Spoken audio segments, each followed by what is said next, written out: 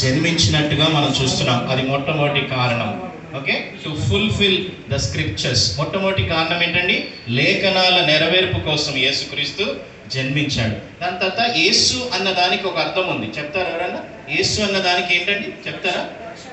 రక్షకుడు, ఆయన పాపములను క్షమించేవాడు కదా. జీసస్ అంటే వన్ హూ ఫర్గివ్స్ సిన్స్ కదా. యేసు అన్న దానికి అర్థం ఏంటంటే పాపుల నుంచి, లేకపోతే పాపాలను క్షమించేవాడు, పాపముల నుంచి రక్షించేవాడు. చాలామంది కరోనా వచ్చింది, చాలామంది చనిపోయారు. ఇంకా కొంచెం మంది కరోనా ఆ ఒక వ్యాక్సినేషన్ టీకాలు తీసుకున్నందుకు చాలామందికి బ్లడ్ క్లాట్ అయి చనిపోయినారు. చాలామంది అంటున్నారు, ఎందుకు చనిపోయారండి వీళ్ళు అని అంటే, వ్యాక్సినేషన్ నుంచి చనిపోయారండి, లేకపోతే ఇంకొక దాని నుంచి చనిపోయారండి అని అంటున్నారు. ఈ అన్ని వైరస్ కంటే చాలా ఘోరమైన వైరస్ ఒకటి ఉంది. అదేంటి తెలుసా? పాప వైరస్ కదా. పాపం అనేది చాలా తీవ్రమైనది. ఎంత తీవ్రమైనది అంటే అది ఎవరు తీసివేయలేరు, ఏ డాక్టర్ కూడా తీసివేయలేడు. మీరు వెళ్ళి కదా, నా హృదయం చెడిపోయిందండి, ఒక మంది ఇవ్వండి అని అడుగుతారా? ఇక్కడ ఉంది ఫార్మా, అన్ని మందులు ఉన్నాయి ఇక్కడ. బెస్ట్ ఎగ్జాంపుల్ కదా. చాలా మెడికల్ షాప్స్ ఉన్నాయి, ఎన్నో మెడికల్ షాప్స్ ఉన్నాయి. డోలో వేసుకుంటారా పాపం పోవడానికి? ఏ ట్యాబ్లెట్ వేసుకోలేము మన హృదయాన్ని శుద్ధీకరించాలంటే. మొన్న ఒక యాడ్ చూశాను, ఏదన్నా ఒకటి మంచిగా ఆర్గన్ కడగబడాలంటే ఒక చిన్న ట్యాబ్లెట్ ఉంది, అది వేసుకుంటే ఇట్లా బబుల్స్ వస్తాయి కదా.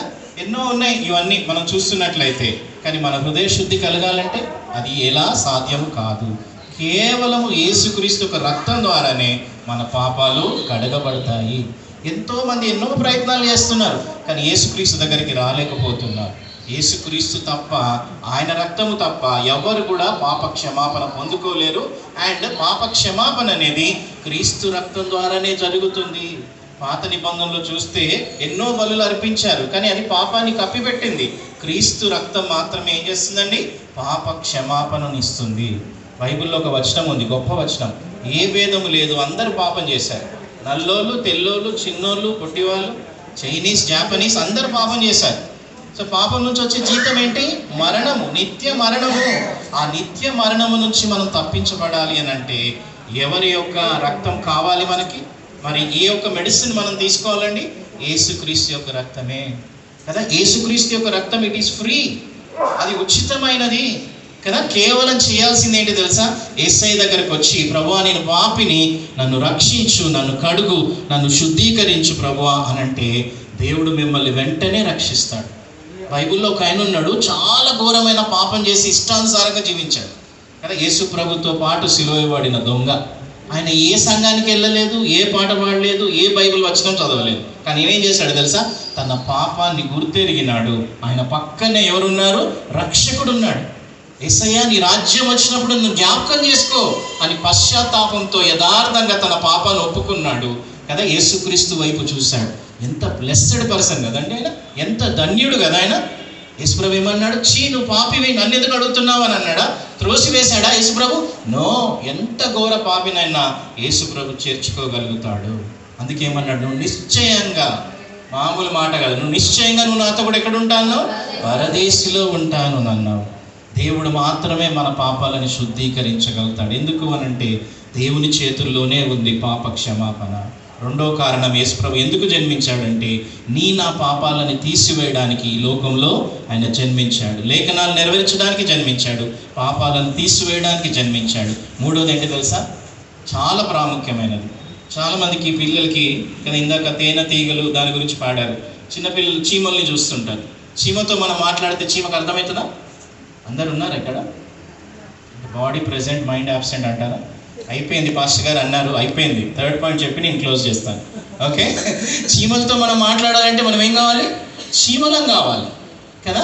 దేవుడు మనకు అర్థం కావాలంటే దేవాతి దేవుడు కూడా మనిషి కావాలి కదా. దేవుడు మనిషి అవ్వకపోతే దేవుణ్ణి మనం అర్థం చేసుకోలేము.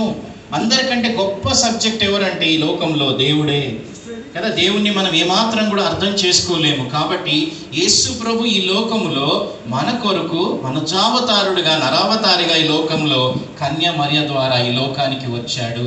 అందుకే ఇంకొక పేరుంది, ఇమ్మానుయేలు అని పెట్టబడ్డది. ఏంటంటే దేవుడు మనకు తోడుగా ఉంటాడు. మనలాగా అయిపోయినాడు జీసస్ క్రైస్ట్. ఎంత గొప్ప విషయం కదా. మీకు చాలామందికి అప్పుడప్పుడు తలనొప్పి లేస్తారా?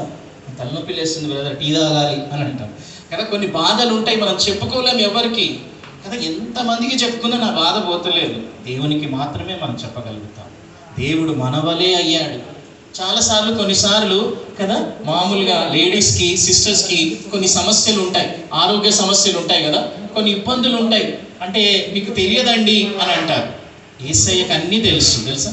యేసయ్యకి ప్రతి బాధ ప్రతి నొప్పి అన్నీ తెలుసు. ఎందుకంటే యేసుప్రభు ఏమైనాడండి, మనలాగా నీలాగా నాలాగా ఆయన మనుజావతారుడుగా ఈ లోకానికి వచ్చాడు. మూడో కారణం, యేసుప్రభు ఎందుకు కదా ఈ లోకానికి వచ్చాడంటే, దేవుడు అంటే ఎవరు, దేవుని ప్రేమ అంటే ఏంటి, దేవుని యొక్క జాలి అంటే ఏంటి, దేవుని యొక్క క్షమాపణ అంటే ఏంటి, దేవుని యొక్క ప్రేమ అంటే ఏంటో ఆయన వెల్లడి చేసినట్టుగా మనం చూస్తున్నాం. యేసుప్రభు గొప్ప రబ్బీ, గొప్ప బోధకుడు. ఆయన చాలా మంది రబ్బీలు ఆ దినాలలో బోధకులందరూ కూడా కామన్ పీపుల్ నుంచి, సామాన్యుల నుంచి దూరంగా ఉండేవాళ్ళు. కానీ యేసుప్రభు ఏం చేశాడు తెలుసా? ఒక పాపంలో ఉన్న స్త్రీ వచ్చి ఆయన పాదాలు కడిగింది కదా, ఆయనని తాకింది. ఇవందరూ చూసి ఆశ్చర్యపోయినారు. ఏంటి ఈ పాపి స్త్రీ వచ్చి రబ్బీ అయిన బోధకుని ముట్టుకుంటుంది?